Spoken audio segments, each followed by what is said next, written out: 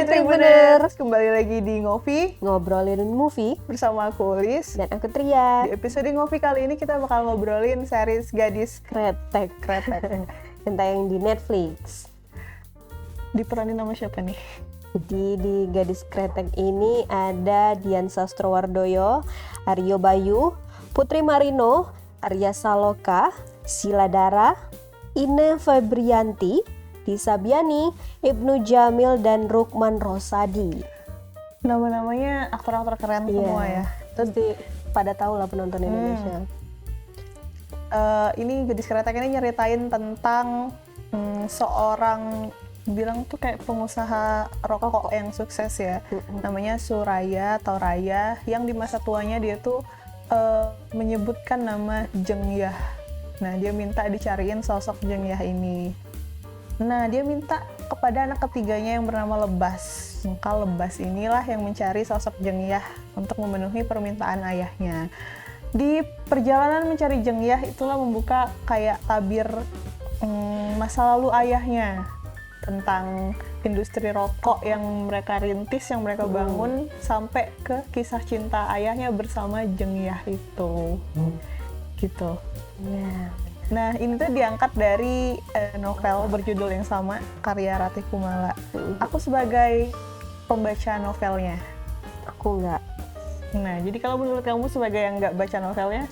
Kalau menurut aku yang sama sekali nggak tahu maksud dari film itu ya, aku sangat menikmati dari segi ceritanya, terus pengambilan gambarnya dari tahun 1960-an ya. 60-an. Dan itu tuh buat kita betah buat nonton gitu, gak ngebosenin.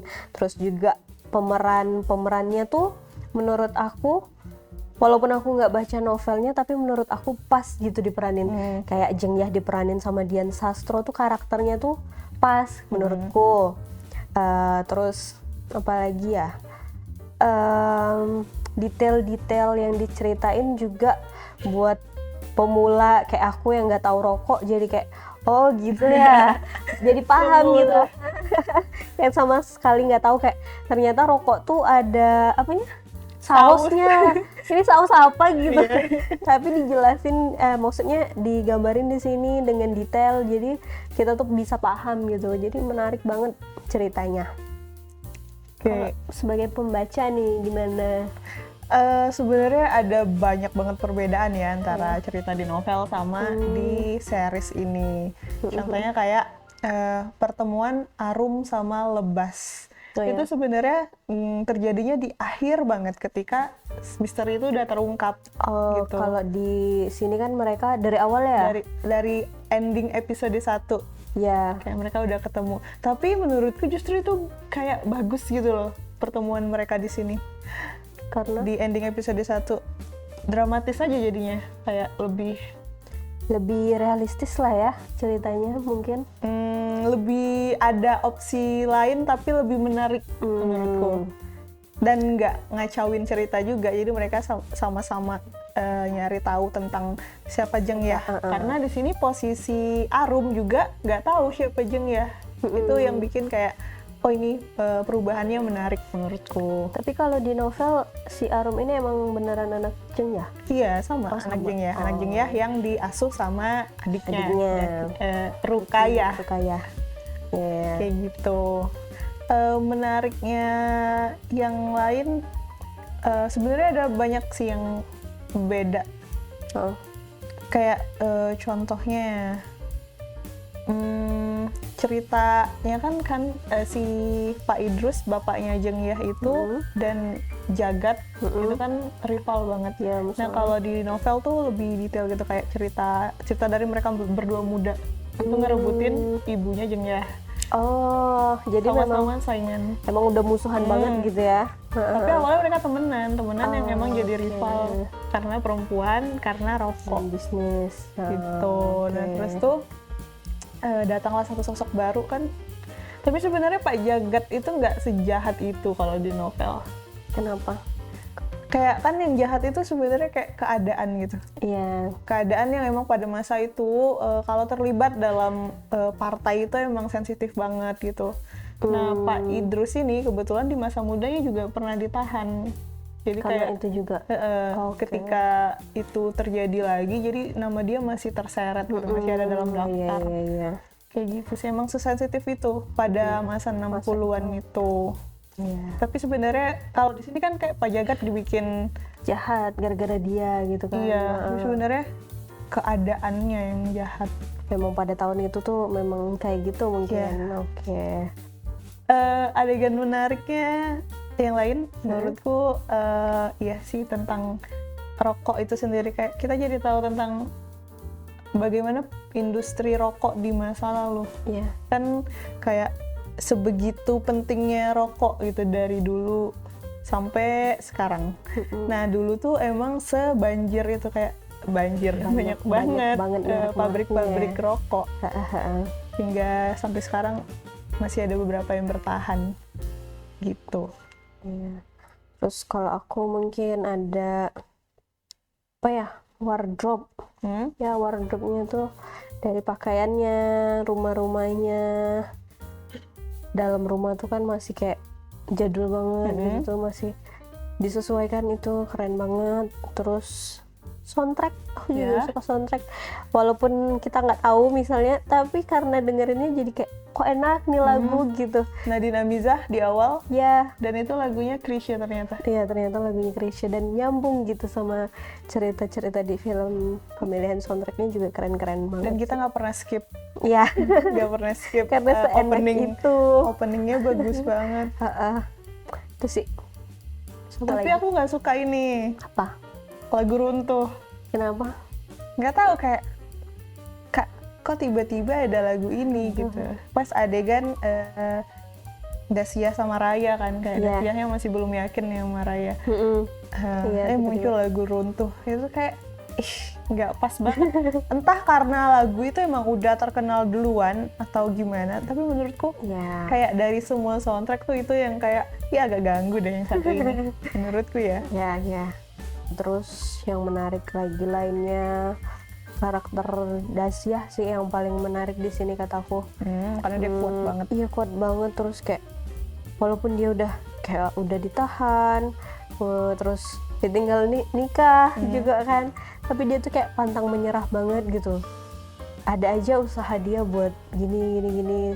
Dan tentunya sama sosok Seno yang selalu ada ngebantu dia gitu. Tulus banget ini orang, dari awal juga udah ditolak tapi masih juga ditolongin. Itu aku tim Seno memang.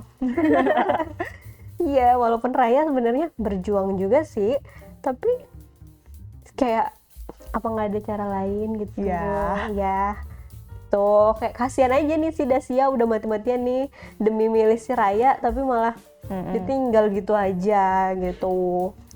Tapi kalau di novel di sini kan Tusuk Jengyah ini ada sisi lemahnya, kayak pertemuan kedua setelah adegan pernikahan Raya sama Purwanti. Adegan kedua itu kan kayak dia lemah tuh di situ, kayak ya aku mau nerima kamu kembali. Sebenarnya di novel pertemuan mereka itu terakhir ya udah di pas pernikahan itu, setelah dia nggak ada pertemuan lagi. Nggak ada pertemuan lagi setelah dia ngegampar si Raya pakai vas bunga. Sebenarnya kalau di novel tuh lampu, kayak lampu penerangan gitu ya. Iya. Pokoknya membekas aja di kepalanya Raya sampai dia tua. Gitu. Nah, itu adalah pertemuan terakhirnya. Jadi nggak ada tuh cerita mereka mau ngerencanain ketemu lagi tuh, balik lagi tuh nggak ada. Kalau di novel. Seingat aku nggak ada ya. Seingat aku juga udah tahun lalu baca novelnya. Tapi sebenarnya ini yang membuat kenapa di masa tahun 2000 Raya itu mau nyari lagi Jeng ya. Itu tuh karena rasa bersalahnya. Kayak dia punya perusahaan gede banget.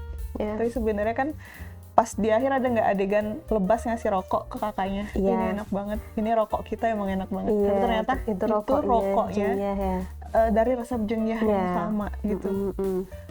Itu kan yang di situ mereka pun tersadar bahwa sebenarnya kenapa dicari banget Jengyah itu, rasa bersalah itu mereka tuh hidup dari mencuri resep gitu istilahnya. Walaupun mereka udah gede sebenarnya itu resep mereka Iya, gitu. itu resep dari Jeng ya.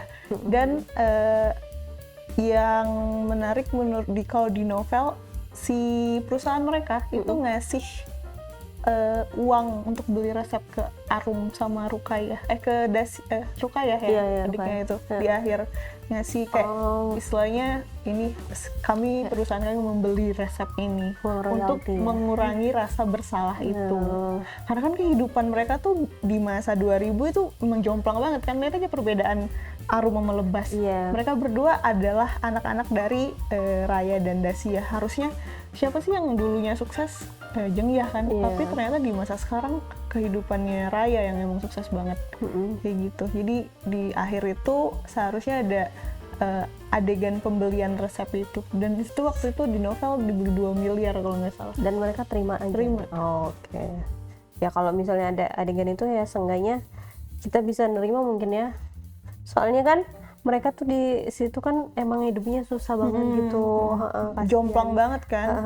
Padahal- Dengan apalagi yang ngerasain itu banget kan si Rukayah ya, yang waktu kecil dia kayak Iya. wah begitu hidup enak gitu sebagai Iya. anak perusahaan yang pemilik perusahaan rokok. Orang kaya lah Iya, pada di masa masanya. tuanya dia hidup susah. Susah sampai sakit. Iya. Bener-bener. Kayak gitu. Seru. Ya buat aku yang nggak baca aja seru nontonnya. Dan maksudnya menurut Mbak setelah baca novel dan nonton itu gimana tanggapannya?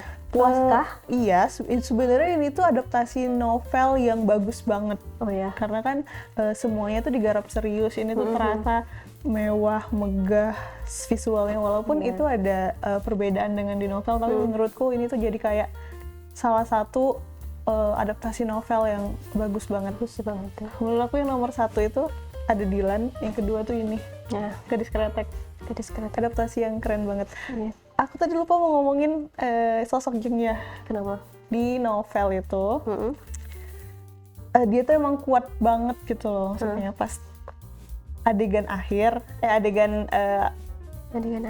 adegan kenapa alasan Dasiah mendatangi Raya pas pernikahan itu karena dia sadar bahwa Raya itu mencuri resepnya. Iya, makanya dia sampai marah itu kan. Iya, sampai marah. Ya udah, ketika dia ngelempar lampu itu ke Raya, itu sudah perasaannya tuh sudah sampai situ aja. Selesai gitu. Selesai. Dan abis itu dia nikah sama Seno.